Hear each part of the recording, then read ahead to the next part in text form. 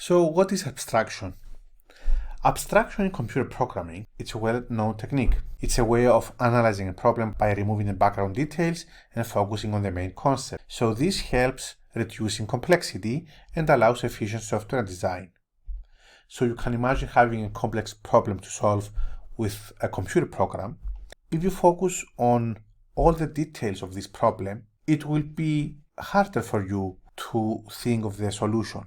However, if you remove the details and focus on the core problem, it might be more easy for you to start visualizing the solution. And then you can add the other aspects of the problem to the solution.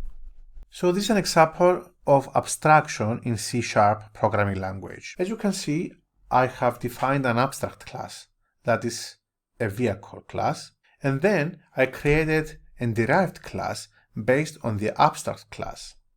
So I have created a car that derives from vehicle. So in this class, now I have implemented more detailed stuff. For example, I have created a new function that overrides the existing function in my abstract class, that is the height function. And this way I implemented something using abstraction. So first I created the abstract class. I didn't really know, let's say, what this class should really contain. And then I created a derived class and added more implementation code. So let's see this simple abstraction demo in C# in order to get a better understanding of what abstraction is. So this is the first demo of the course. I will be showing abstraction in C#. This is my development environment, that is Microsoft Visual Studio. So I have created a C# console application. So as you can see, this is my abstract class where I don't really define many things. I just call it vehicle and I create an abstract function that is the height function that returns an integer. So the next step is to create a derived class based on the abstract class. So as you can see, I have created the car class, which is derived from the vehicle class.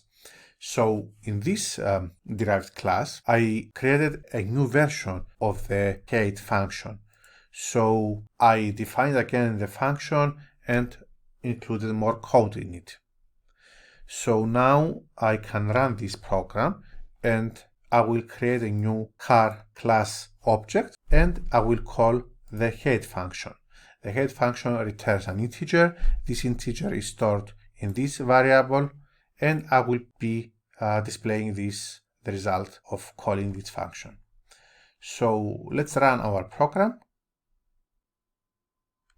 And as you can see, I get the result that is the car height 120 centimeters. Okay, now let's proceed to the next lecture.